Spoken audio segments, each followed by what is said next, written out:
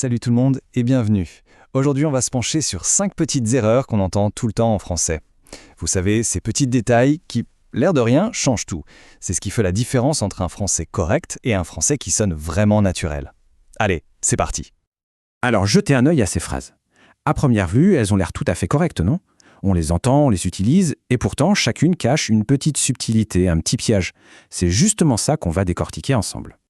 Allez, on attaque avec la première. Une phrase hyper simple qu'on dit tout le temps. Je vais au dentiste. Ça semble logique, hein, mais est-ce que c'est vraiment la bonne préposition? C'est un piège super classique, cette confusion entre le lieu et la personne.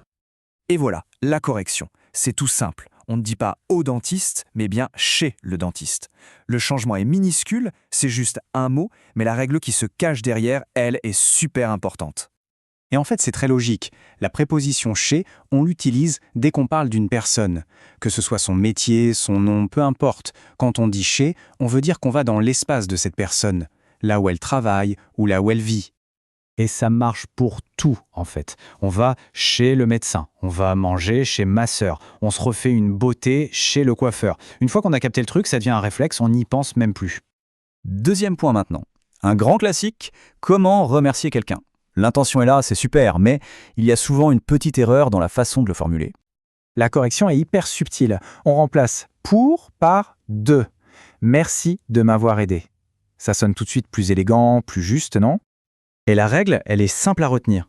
Après le mot « merci », si on met un verbe, il faut toujours mettre « de » avant et le verbe à l'infinitif. C'est une structure fixe. Merci de plus infinitif. C'est tout. Ok, on passe à la troisième erreur. Là, on monte un peu dans difficulté. Ça concerne la concession. On a tous déjà entendu, ou même dit, malgré que... Eh bien, cette petite expression, elle est plus piégeuse qu'elle en a l'air. Alors, mettons les choses au clair tout de suite. En bon français, malgré que, c'est incorrect. Oui, on l'entend partout, tout le temps, mais à l'écrit ou dans un contexte un peu formel, c'est vraiment à éviter. Alors, on dit quoi à la place? C'est super simple en fait. Il y a deux options. Soit on utilise malgré, suivi d'un nom, soit on utilise bien que, suivi d'un verbe. C'est ça la clé. Malgré plus nom, bien que plus verbe. Regardez les exemples, c'est très parlant. On dit malgré la fatigue. Pourquoi? Parce que la fatigue, c'est un nom.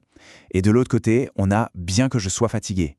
Là, on a le verbe être, et petite subtilité en plus, il faut le mettre au subjonctif. Bien que je sois. Allez, quatrième point.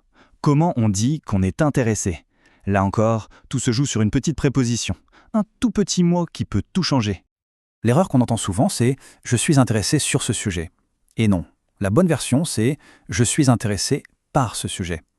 On est toujours intéressé par quelque chose, jamais sûr.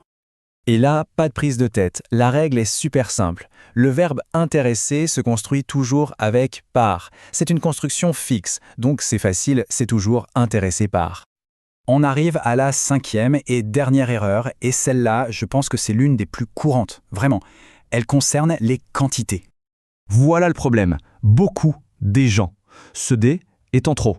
On doit dire simplement beaucoup de gens. L'article les, il saute, il disparaît complètement. La règle générale, c'est qu'après un mot qui exprime une quantité, comme beaucoup, on met toujours de ou des d'apostrophe si le mot suivant commence par une voyelle, et c'est tout. Pas d'article après. Et ce qui est génial, c'est que cette règle marche pour plein d'autres mots de quantité. Peu de, assez de, trop de. C'est le même principe. Peu de problèmes, assez de temps, trop de bruit. C'est un système. Une fois qu'on l'a, on l'a. Bon, petit récapitulatif rapide pour être sûr que tout est clair. On va chez quelqu'un, on dit merci de quelque chose, on utilise bien que plus verbe ou malgré plus nom, on est intéressé par un sujet, et enfin, c'est beaucoup de sans article. Voilà, 5 astuces toutes simples pour un français encore plus juste. Et cette citation, elle résume parfaitement l'idée, non? Le souci du détail est ce qui sépare le bon de l'excellent. C'est tellement vrai pour les langues. C'est en faisant attention à ces petites choses qu'on passe un cap, que la conversation devient plus fluide, plus naturelle, bref, meilleure. Et pour terminer, j'aimerais laisser une petite question en suspens. Dans l'apprentissage du français, quel est le petit détail qui a tout changé pour soi? Cette petite règle qui, une fois comprise, a provoqué un déclic. Parce que c'est souvent comme ça qu'on progresse le plus. Merci beaucoup d'avoir suivi cette analyse et à très bientôt.